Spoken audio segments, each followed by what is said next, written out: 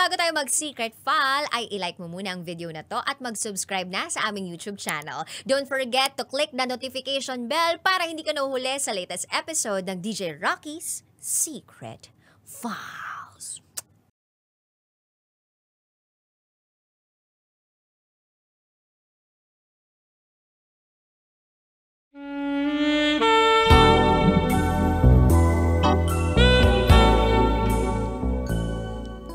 And now, it's time for SPG as a Super Bacchanal Secret File.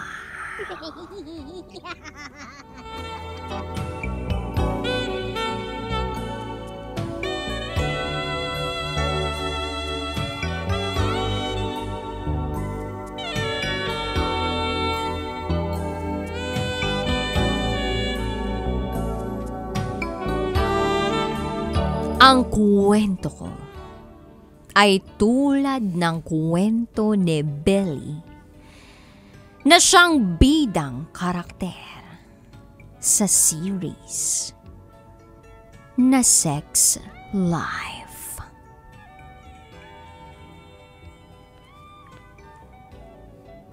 Hi DJ Rocky. Halos lahat ata ng istoryang binasa mo, napakinggan ko na. Sumulat ako kasi hindi ako mapakali sa nararamdaman ko. Feeling ko, kailangan kong ilabas ito. Pero wala naman akong mapagsabihan. Itago mo na lang ako sa pangalang Jane. At ito, ang aking SPG, as in Super Bacchanal Secret File.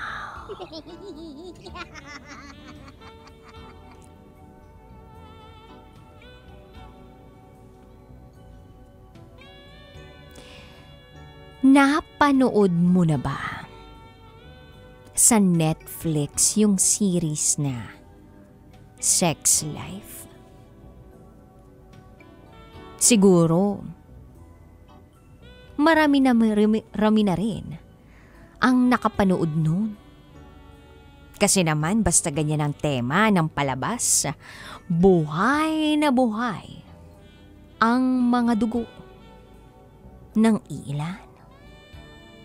Anyway, kung hindi mo pa napapanood, di panoorin mo na. Dahil itong kwento ko ay kagayang-kagaya ng kwento ni Belly na siyang bidang karakter sa series na Sex Life. Meron siyang buhay, asawa. In short, may asawa siya. Na halos lahat ng mahihiling ng isang asawang babae nasa kanya na.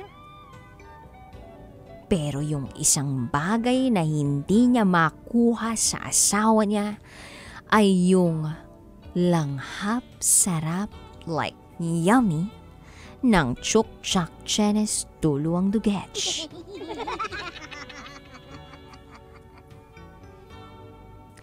Dahil yung langhap sarap na hinahanap niya ay sa ex-boyfriend lang niya naranasan. Gaya ni Belly, meron akong mapagmahal na asawa. Mahal na mahal niya ako. Binibigay niya lahat sa akin as long as kaya niya. Buhay prinsesa ako sa kanya. At siya na kaya ang pinakamabait na taong nakilala ko. Which is, kabaligtaran ko. Maldita kasi ako. At maarte sa buhay. Although kalug din naman. Parehas kaming baliw at doon kami nagkakasundo ng asawa ko. We're already married for 3 years. At dito kami naninirahan sa ibang bansa. Pero gaya ng kwento ni Billy, yung langhap sarap sa Chukchak Chenestulo ang Dugets ay hindi ko ranasan sa asawa ko.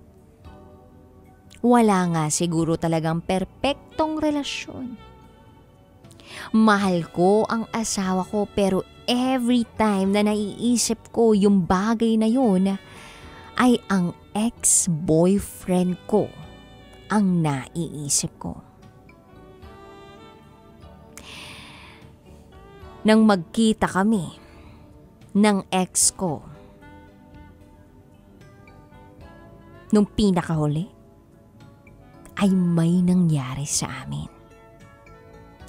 Pero never ko siyang nakalimutan kahit lumipas ang panahon. Mahal ko siya mula noon. Pero alam kong hindi siya yung taong nakikita kong makakasama ko panghabang buhay kaya naghiwalay kami. Kaya lang, nagkausap uli kami.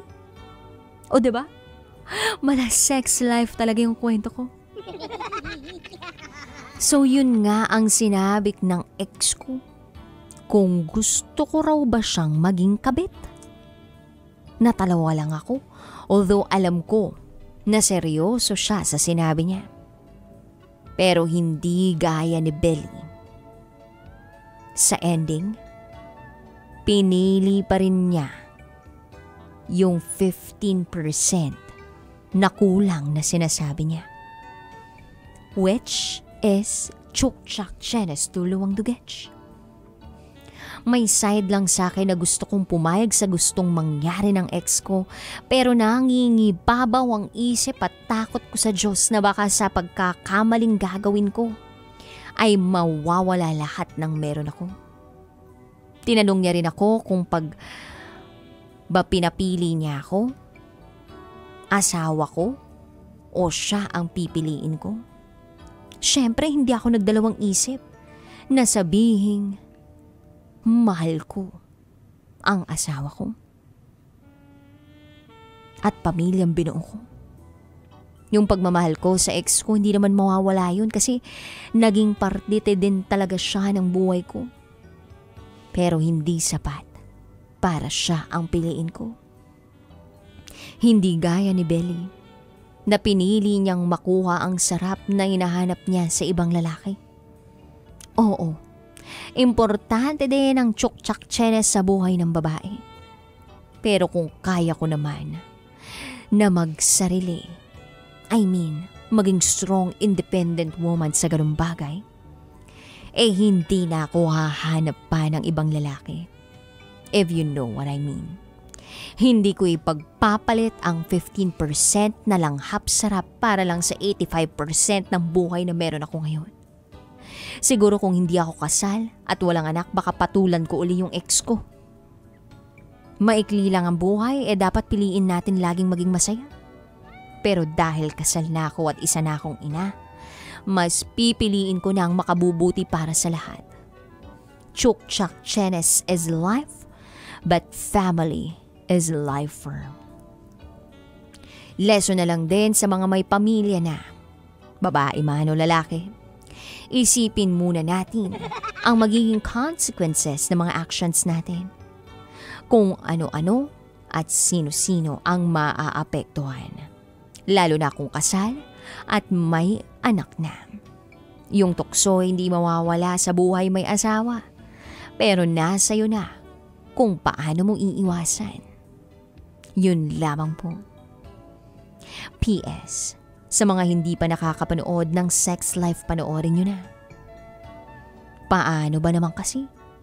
Totoong T-squared naman pala talaga ni ex yung ipinakita. Nakakaloka. Kaya pala, nabaliw si ate mong Billy. Dahil mapapa jumbo hotdog ka talaga. PPS. Focus lang tayo sa goal. Lalo na sa mga may asawa dyan. Focus sa family life para ma-reach natin ang ating goal na walang hiwalayan. Hanggang dito na lang po, DJ Rocky. Muli, ako si Jane. At ito, ang aking SPG. As in, super back in Secret 5.